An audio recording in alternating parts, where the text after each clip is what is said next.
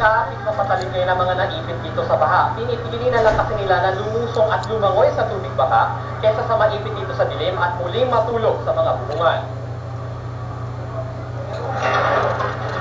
Sa gabi pa lang nagsagana ang 3,000 stranded na pasahero ito sa Ortigas Extension at mga evacuation centers para hintayin kumupang baha. Ang layo na ng pinanggalingan namin, papunta kami sa rin. At saka iba yung meron kaming pamilya na nasa bubungang bahay, nasa bubong yung mga tao. Ang tulong ko, hindi matayin na nakahintay sa pagpagbabaha. Bukod kasi sa madilim at apat lang ang pambot, kaya paunti-unti lang ang pag-rescue sa mga biktima. Pero sa pagsikat ng araw kanina, hirap pa rin ang sitwasyon. Si Aling Aida, naglupasay na. Isa rin kasi nare-rescue ang kanyang 6 na anak. Sa may balkon po, sa may ilog, sa may ilog.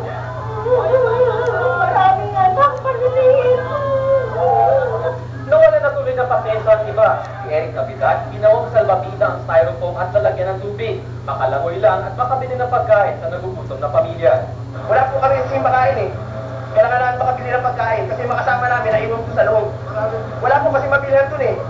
Isa-isa na rin naglabasan ng salbabida at tulong ang mga residente na nagpusa na maglunsad ng sarili nilang rescue operation. Mayroon kami kasing relatives na nandyan sa Riverside subdivision na hindi pa naaabot ngayon ng mga rescue team natin.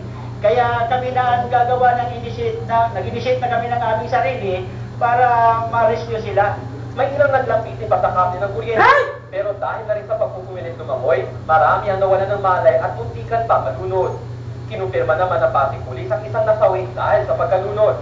Yung current to, medyo sa ibang lugar, malakas ang current. So kaya huwag sila maglakas loob na mag-swimming dyan at baka kung saan sila mapunta.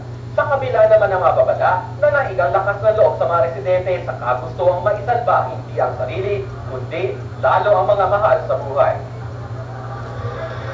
Sa ngayon, patuloy pa rin ang mga rescue operation kahit umuulan at kahit kanina nga ay dumating si Pangulo Gloria Macapagal Arroyo para siguraduhin na dagdagan na ang mga kinakailangan na rubber boat.